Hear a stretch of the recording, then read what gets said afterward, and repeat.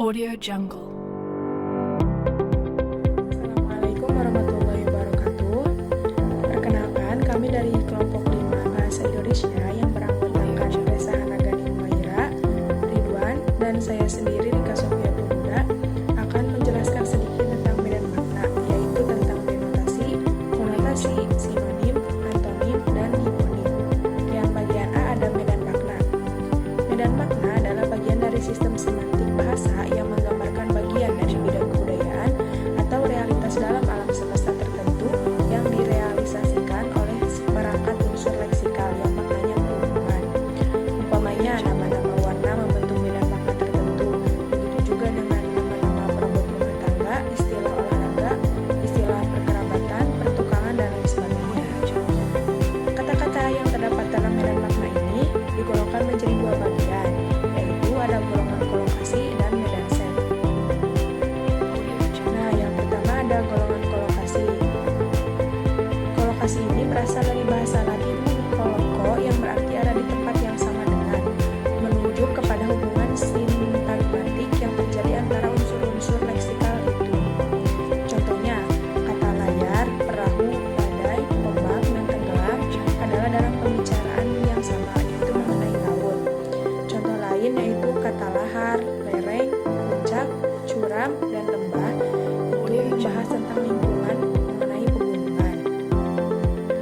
Bagian yang kedua ada medan set. Medan set ini menunjuk pada hubungan paradigmatik karena kata-kata atau unsur-unsur berada dalam suatu set ini dapat saling menggantikan. Sekelompok kata yang merupakan satu set biasanya mempunyai kelas yang sama dan tampaknya merupakan satu kesatuan. Misalnya, kata remaja merupakan tahap pertumbuhan antara kanak-kanak menjadi dewasa. Pengelompokan kata berdasarkan kolokasi dan set ini dapat memberikan gambaran mengenai teori medan makna, tetapi kurang memperhatikan perbedaan antara makna denotasi dan konotasi.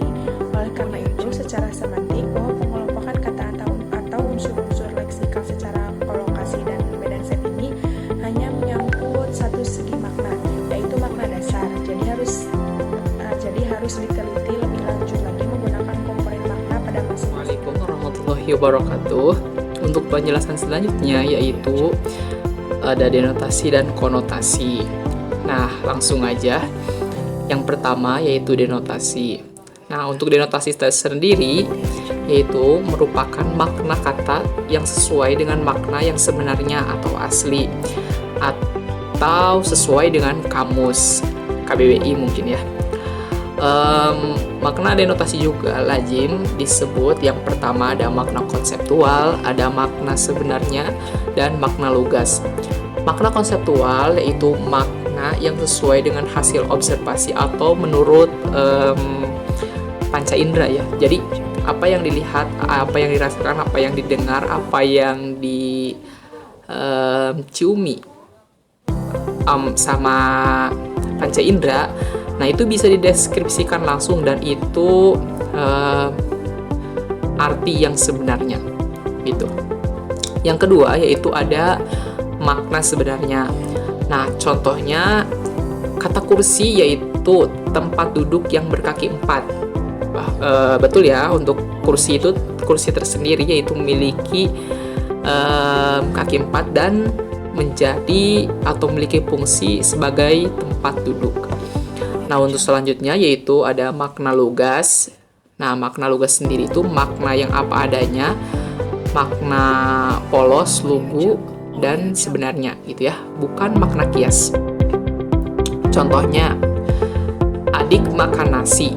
Nah, makan di sini memiliki arti sesuatu yang dimasukkan ke dalam mulut gitu ya. Yang kedua, harga kambing hitam itu sangat mahal. Nah, kambing hitam di sini bukan berarti orang yang disalahkan, akan tetapi makna yang sebenarnya bahwasanya kambing tersebut itu warnanya hitam gitu. Oke, selanjutnya untuk selanjutnya yaitu ada konotasi. Konotasi menurut Krida Laksana pada tahun 2008 yaitu merupakan makna kiasan atau makna yang timbul setelah disusun dalam kalimat.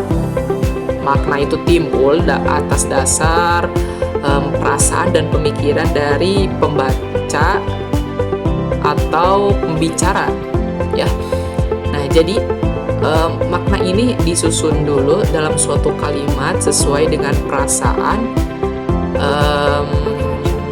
atau pemikiran gitu ya, pemikiran dari si pembaca atau si pembicara, seperti itu.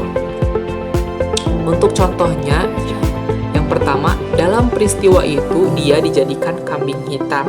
Nah, baru ya, antara kambing hitam yang tadi di makna denotasi sama yang makna konotasi itu berbeda gitu. Kalau tadi denotasi, yaitu memiliki arti yang sesungguhnya bahwasanya kambing yang dibeli itu warnanya hitam gitu.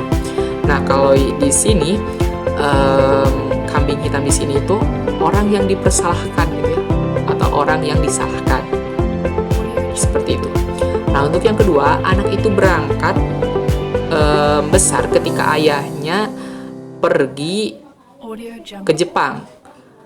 Nah, arti dari berangkat di sini yaitu anak tersebut itu, ayahnya pergi ketika anak tersebut itu beranjak usia dewasa atau ya, beranjak pertumbuhan, beranjak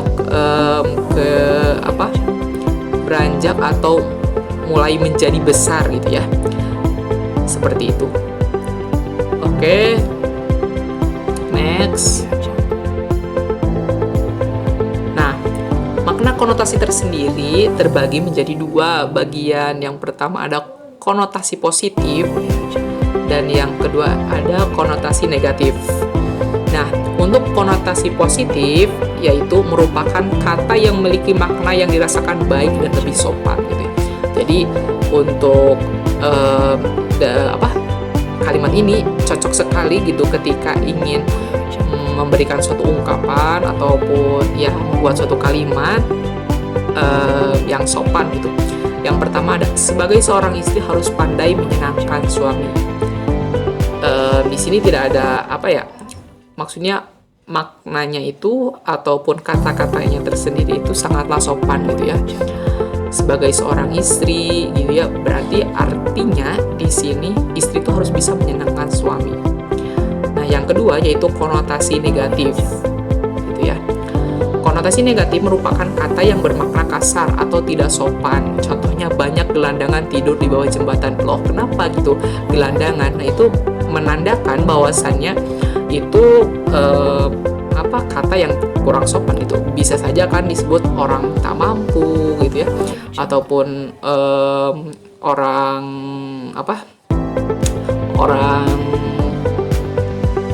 orang yang sakit gitu ya misalnya, terus orang yang tidak memiliki gitu.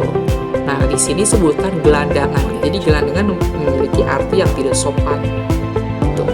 Nah, untuk selanjutnya yaitu ada contoh yang kedua yaitu masih ada gerombolan atau segerombolan orang yang suka menembak dan demi keuntungan pribadi.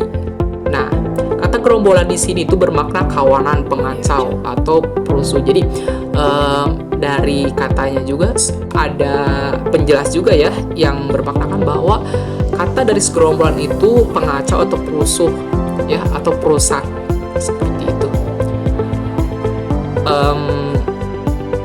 Baik, terima kasih.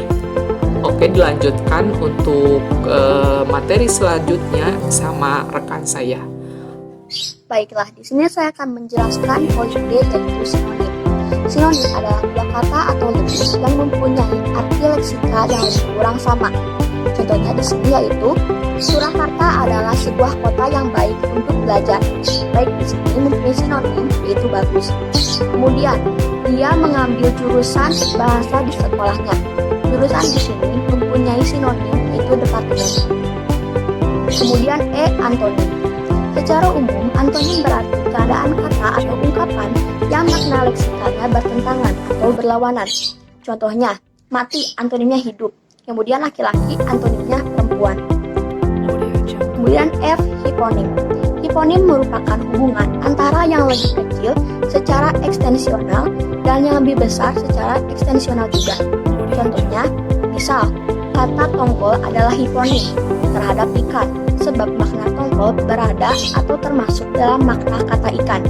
Tongkol memang ikan, tetapi ikan bukan hanya tongkol, melainkan juga termasuk ikan bandeng, ikan tenggiri, ikan hiu, paus, teri, dan sebagainya. Baiklah, cukup sekian pemaparan dari kelompok kami. Mohon maaf dari kesalahan. Wassalamualaikum warahmatullahi wabarakatuh.